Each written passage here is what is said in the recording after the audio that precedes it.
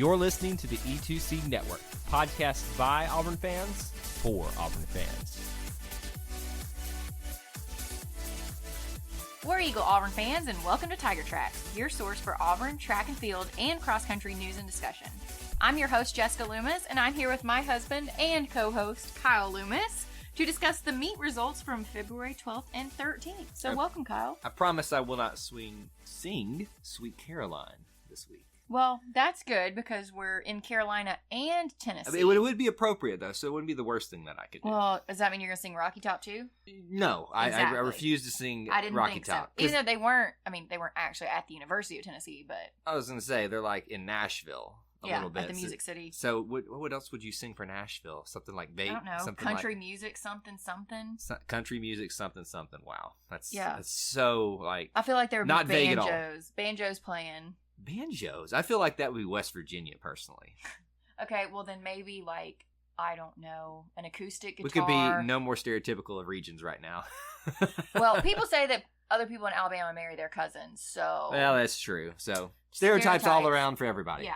Anyway, here we are. It's been another week. Another track, event, meet. Two of them, to be Invitational. exact. Two of them, to be exact. So, yes, it was a little confusing. So, 3 of our distance runners, Joyce Camelli, Abby Zane, and Presley Weems, went to the Music City Challenge in Nashville on Saturday, February 13th, and everybody else went to the USC Invitational in Columbia, South Carolina. So, let's stop right here for a second and help us understand, the non-track and field person, just in what your thoughts would be, why you might split the team up. I'm thinking competition. Okay. So when I looked, you'll see we had some athletes, where we had athletes compete in the women's 800 meters at both races. However, the 2 that competed in Music City Challenge placed a little higher and had faster times than those who ran it at the USC Invite. And see, this is why I asked that question, because this now makes me think some of the thoughts I'm having about the USC Open correct, at least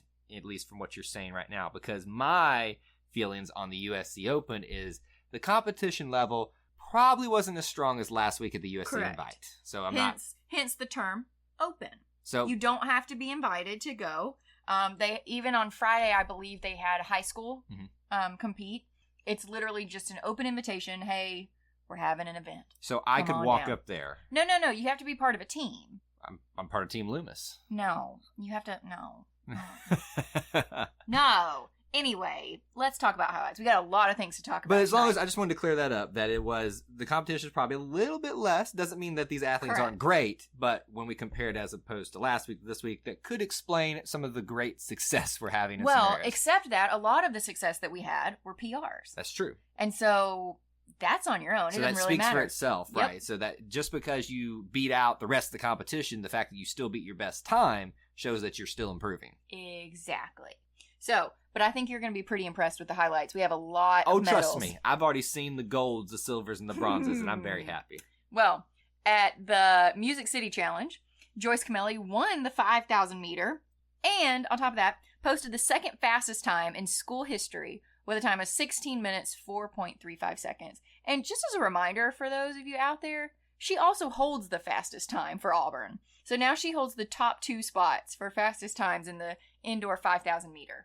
I mean, no offense to the rest of the ladies that run these distance races, but we did send the best ones there in terms of ones that are part of the cross-country team. Joyce, Abby, and Presley are mainstays on cross-country season when we are talking about that. But, I would agree that you probably do want to send them to continue to elevate their competition so that they are even more ready for what's coming up next. Absolutely. So moving on, we had Maddie Malone break her own school record in the weight throw. So another one breaking the school record, and she got the gold medal. Her throw of 22.56 meters is also the number 2 mark in the country. And so that makes you wonder how good number 1 is if she's already doing it. She's been great all season so far, and if she's number 2, who's number 1? And I don't want to meet them in a dark alley. Hey man, could you imagine? Just throw something at my head, just squash it into pieces. We also had Mara Hualt, who won the women's shot put, so another throwing event with the win there. Dontavius Hill got a PR and won the men's high jump, which moved him to number 8 in the nation. I'm so proud of Dontavius. Yeah, we've talked about him a lot, and we've talked about him a lot coming in second in the past couple of years, or third place. He was always just on outside, and we're seeing him finally reach his full potential this season. Definitely. Then we had Dante Brown. He won the 60 meter with a PR of 6.66 seconds. Don't like that number, but I like that result, though. I like the result. Also, Christopher Grant placed second, and Jason Reese placed third. So we got a 1, 2, 3. I love sweeps I and know everything. you do. Because my basketball team couldn't sweep Kentucky. I'm sorry. I know that this wasn't, a basketball show, but Well, I'm just bitter about it, okay? So I'm happy someone could sweep somebody. well, all right. Moving on to the final highlights, we had Jack Rogers win the mile for the men and got a new PR. Faith Bett also won the women's mile and got a new PR. So if these are the highlights, I'm ready to talk about the rest of the results from this both of these meets, because this was a great week for Auburn track and field. This was a fantastic And week. this is just indoor, folks. We're not even to outdoor yet. Let's pray that we have an outdoor this year after last year's debacle. Surely, if we can have a full indoor season, I agree. we can have a full outdoor season. I really, the common really hope sense so. approach there for a pandemic situation just absolutely cannot be I'm just not disagreed taking with. any chances. I'm still distraught that we missed outdoor 2020. You really were upset with that last year. 2020 was such a hard year for everybody, and I think it was the right decision. Don't get me wrong. Right, it was. It just was so heartbreaking that literally the Olympics were gone. I forgot about that. Everything was taken from us. All of the things. And so, here it was springtime. It was a hard time for all of us, and we didn't even have track and field. It was I was going to say it was the best of times. It wasn't. It was the worst of times. It was the worst of times. And the more worst of times in all this. So why don't you start us off with some of these results? All right, so these are all the results. We'll go back over a few of the ones we've already discussed in the highlights, but we just want to run through everything so you have a good perspective of how each of our men and women performed. Let's start off with the men's 60-meter dash, the one we've already referred to as a sweep. Dante Brown got a first-place finish out of 8 competitors with a 6.66. And let's just remember, this is the finals. This is the finals, too, yes. So that's why there were only 8 competitors. There were, I believe, 30-something at people. the start of this, just to qualify for the finals. So Dante with first with that great time. Not the great number, but great time. Christopher Grant, second place overall, 6.72 seconds. And then Jason Reese, third, 6.79 seconds. All 3 competitors improved their times. Yeah. And not only did that, but swept the entire field. So, and I'd say Jason Reese looks like he's improved the most. Oh, yeah, definitely. So really proud of those guys. He knocked off almost 0.20 seconds off of his. That's incredible. That's a great improvement, especially at this time of year. Men's 200-meter dash. We got 2 competitors. Brandon Smiley, second place overall. Silver for him with out of 34 competitors. 21.28 seconds. That's a huge improvement for him as well. Jason Reese, fifth out of 34. 21.68 seconds. Also a huge improvement. Mm-hmm. 2 people in the top 5. That's awesome. I agree. Moving on to the men's half mile, the 800 meter, we had Silas Kipnitik with an 8th place finish, 22 competitors. He had a time of 1 minute 55.7 seconds. And then literally 2 seconds right behind him was Tommy McDonough finishing 10th with a time of 1 minute 57.7 seconds. I thought Tommy had already raced this once before. He's been in another event, I believe. Yeah, it's down there below, we've seen him at some points in some other events. But so I guess this is the time of year we want to give everybody opportunities in whatever events you can to see who can. And now he may have. So as my disclaimer, I always say I only talk about the top 3. That's true. Finishers from every race. Now we could have had more Auburn competitors, but there's times keeping like things concise. In times like in the dash, for instance. Oh gosh, you'd be talking about a lot. We'd be here 20 years. Y'all'd be so sick of us. All right, so moving on to the men's 1 mile, we had Jack Rogers that we talked about getting first with a time of 4 minutes 11.3 seconds. Second place, literally right behind him, was Ryan Kinane with a time of 4 minutes 11.7 seconds. And then Tommy McDonough finishing 5th in 4 minutes 14.7 seconds. Jack and Tommy, this is their first time running this in indoor season. And then the second time for Ryan Kinane, who improved his mark by almost a full 0.1 second. You mean almost a full second. Full second, excuse me. You know the math than me. Look, bless your heart. Here's what you know about me on this show. Kyle's not good at math. I'm terrible at math, and I'm just here for witty banter. You do that very well. Now, I want you to move on to the hurdles because I want to hear how you pronounce this name. No. That's not how this works. It is your turn, though. No, it is my turn, we're going to go back up to here where I'm supposed to be because you tried to skip. No, that's where we are. Oh, okay, fine. That's really where we are. I thought she was trying to trick me. No. All right, here we go. So, new competitor, obviously, in the men's 60-meter hurdles. Oquindo Bernard, 5th out of 8 competitors, 8.33 in this 60-meter hurdles. And then Alex Spyridonidis, you gave me all the hard ones. I sure did. 7th out of 8 with a time of 8.47 seconds. So he improved a large amount in this meter run. Alex did. But it's the first time that we're seeing Oquindo. I'm not sure how to say it. Oquindo. I think that's that's probably Oquindo. good. You gotta, I don't know. He's probably like listening to us right now, or his friends or family are like, "No, you're not. Just stop saying it." You're an idiot. It's probably what people think every episode of this. You're an idiot. That's fair point. It's fair point. All right. Anyway, what is not an idiot is this great performance in men's high jump. Yes.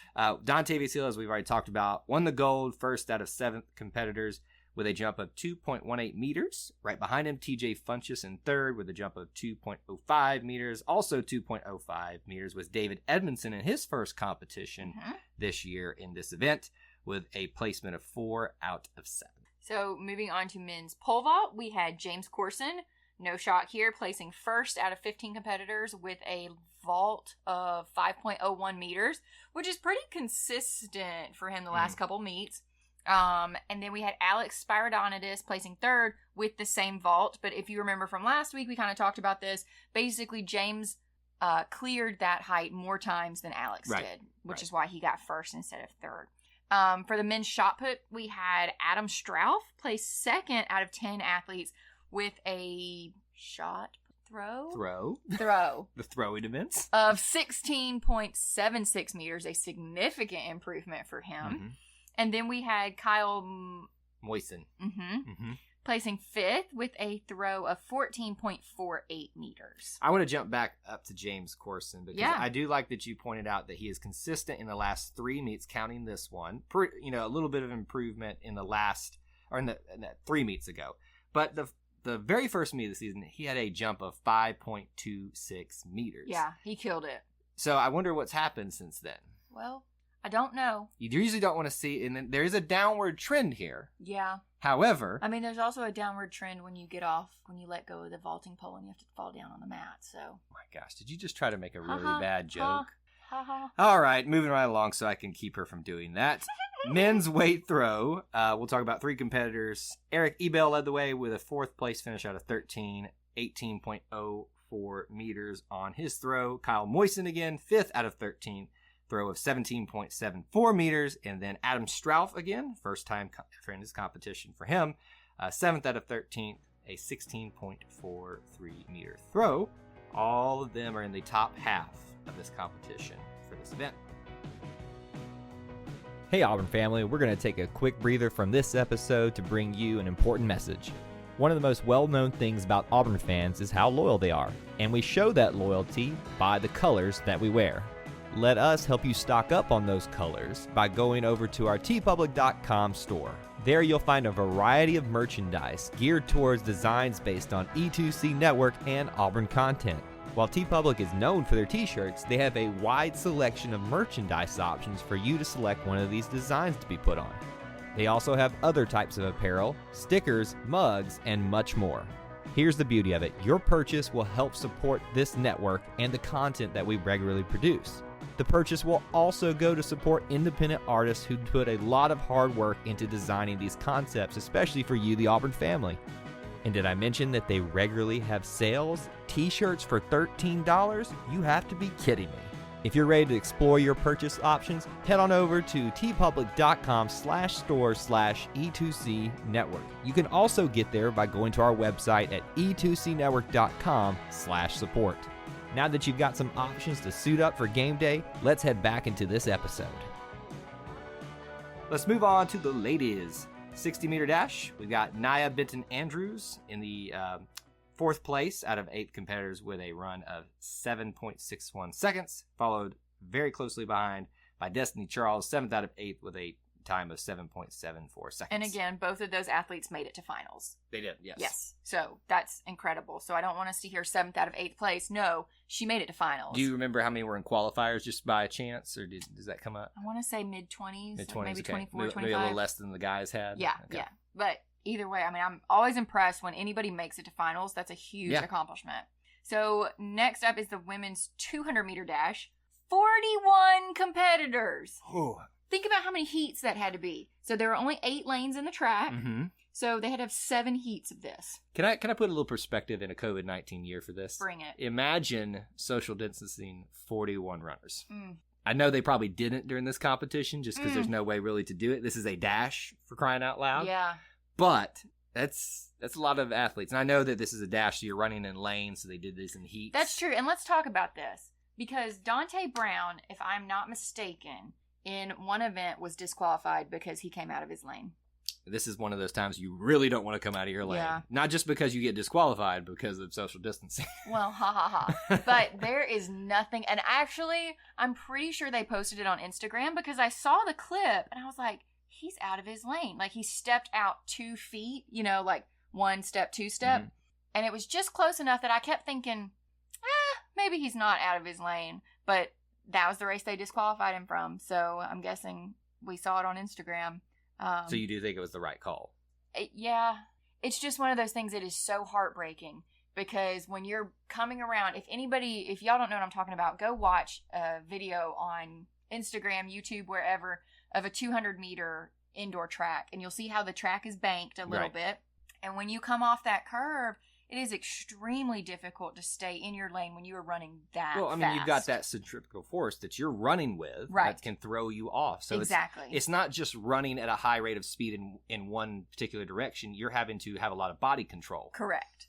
And when you're going that fast, it's extremely difficult, I'm assuming, to have that much control. It's hard enough for me to have body control going down the street. Okay, I can't even walk downstairs without breaking my coccyx. So. I wasn't going to say it. She did break her tailbone on the stairs, but you brought it up, so there it is. Well, you've brought it up all their time. Oh, so have I? I'm just saying. It's one of the best stories of my life. But it is still one of those things, like, it is so heartbreaking. There have been some moments in my life in track when I wasn't a sprinter, but in like the 4x400 where we were out of the block or, out of our baton handoff zone and we were disqualified. And there is just nothing worse because you don't know at that second that you're disqualified and you think you've placed really well and then you go to the placement sheet and you're like, oh, cool, my name's not there. All you have to do is follow the golden rule. Stay in your lane. Okay, so all that to be said, let's go back to the women's 200-meter dash. We had 3 Auburn competitors. Destiny Charles placed 4th out of 41 athletes with her fastest time this season of 24.28 seconds. Then Nia Benton-Andrews placed 5th with her fastest time of 24.36 seconds. And Jennifer Dietrich, she's typically a middle distance runner, so I was really impressed to see her in the 200, placing 22nd with a time of 25.96 seconds. So I'm liking this. I hope that this means Jennifer will start running the 400 because currently we don't have any athletes running the 400, and that is my favorite event. I know the coaches do this every single year when we get closer to championships. They let athletes try to get some experience or times to place for finals or something like that, or if you're in outdoor season semifinals. But I feel like they're doing it more this year, to be honest with you. I love it. And I don't know why. I wonder maybe because we've gotten such great, from the regular mainstays on the team so far, maybe they're giving more people opportunities to do these type of things, which is why we're seeing so many new names. It's just something I picked up on. I don't know. So the women's 800-meter finals. So we had 2 different, how do I say this? Well, the 2 different events, you're going to talk about maybe just the first one first. So we had, the 2 competitors. We had Presley and Abby at the Music City in the 800-meter finals. So let's talk about them. So Presley placed 7th at the Music City with a time of 2 minutes, 9.9 seconds. So an incredibly fast time. And then Abby Zane placed 22nd with a time of 2 minutes, 15.7 seconds. Then back to our USC meet, Jennifer Dietrich placed 2nd out of 17 athletes with a time of 2 minutes, 13.9 seconds. Faith Bett placing 5th in 2 minutes, 18.3 seconds. And Samantha Rogers placing 7th in a time of 2 minutes, 21.2 seconds. So an interesting way to look at this is Presley leads the way across the 2 different locations. Correct. However, Jennifer, who was at USC, got a better time than Abby, who was at the Music City Classic. So they're 1, 2, and 3 together, just kind of split where they were at the time. I find that pretty interesting. But you can clearly see that Music City had a higher level of competition for the 800. Exactly. I mean, you look at this drop off here. So Presley's first, 7th, and then with a time of 2:09.9, and then Abby's 22nd with only a 2 minute 15.7 difference. Well, and I'm just thinking, so Presley's time was faster than anybody else's at Auburn, right? And she placed 7th. Whereas if she had run at USC, she would have gotten the gold medal. Yeah. So it's just very interesting, the competition, but really proud of all 5 of those women. Like I said, normally I only talk about the top 3, but that was an event that I just felt we really needed to highlight everybody. Yeah, and it was 2 different locations, so I can warrant you on that one. All right, let's talk about some distance stuff. Jessica's favorite, women's mile. We've got 3 competitors to talk about, and one of them will be at the Music City Classic. Let's talk about the USC Open first. Faith Bett got first overall out of 20 competitors with a time of 4 minutes, 57.4 seconds. I ran my best time 1 minute less, or 1 minute slower than that. That's kind of sad for me. You're a guy. I know, but I'm slower than that. That was my best time That's true. ever. My fastest mile was faster than yours. Let's not rub it in at this point. Well, you can play football and I can't. Anyway, Samantha Rogers also did very well with a 2nd place finish out of those 20 competitors with a time of 4 minutes, 57.9 seconds. Only 0.5 difference between the 2 of them finishing and first look how second. much both of them improved. Faith Bett improved by 12 seconds, and Samantha Rogers improved by, math is hard, 7 seconds. Yes. Yeah, it looks like to be the right math right there if I'm looking at it right. In the Music City Classic, in the mile event, Presley Weems got 15th with a time of 4 minutes, 50.8 seconds.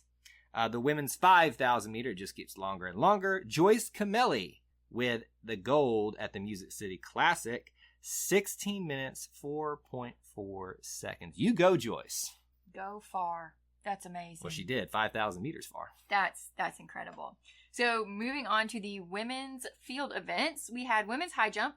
We had Kamaya Dindy placing 2nd out of 10 athletes with a jump of 1.71 meters. Then Allison Tanner placing 3rd with a jump of 1.66 meters. And Caroline Lawrence placing 4th in 1.61 meters. So 2, 3, 4. Kamaya improved from her last meet. However, it is not her best jump of the entire year thus far. Not quite, but it is Allison's. She tied for her best best overall, so I'd like to see her trajectory there. Yeah.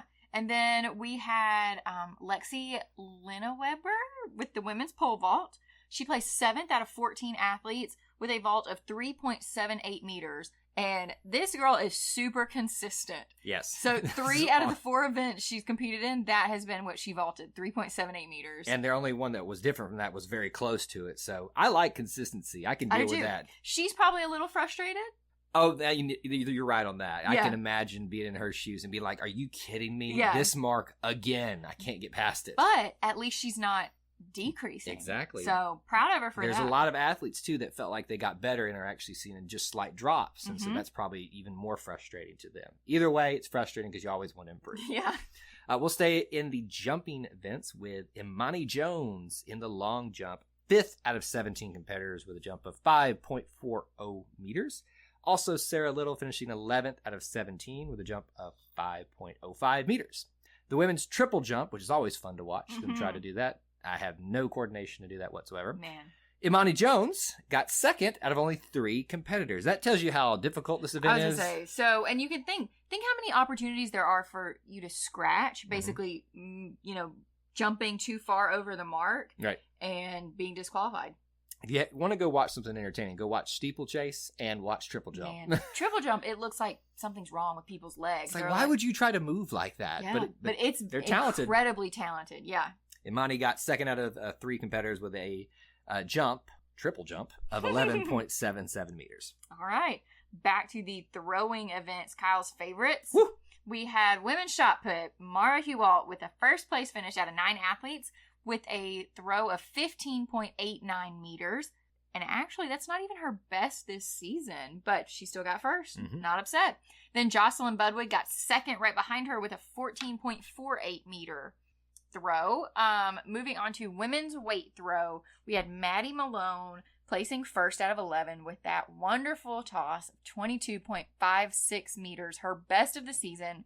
And I want to say best ever, actually. This was her PR. Might be a bit. Oh, it was her PR. Yes. So then, yes, it would have been. And it may just be PR for indoor season. I'm not sure. I want to say it's her PR ever. We'll find out when we get to indoor season, because I imagine she's going to You be mean her outdoor top season? Outdoor, indoor, it's all the same at this point. Bless it. Okay, then moving on, Mara Hewalt placed second, 18.77 meters, and Jocelyn placed third. Jocelyn Budway placed third, 17.46 meters. Can I just take a moment here? And I just want to enjoy something here. First, second, Third. first, second, third. That's in shot put and weight throw. That is 1, 2, 3, 1, 2. I mean, women's throwing events are killing it. This is 3 years in a row that women's throwing has been a big success for Auburn. They are obviously the staple of the team. They're what pushed the women's track side into the top 25 the past week rankings.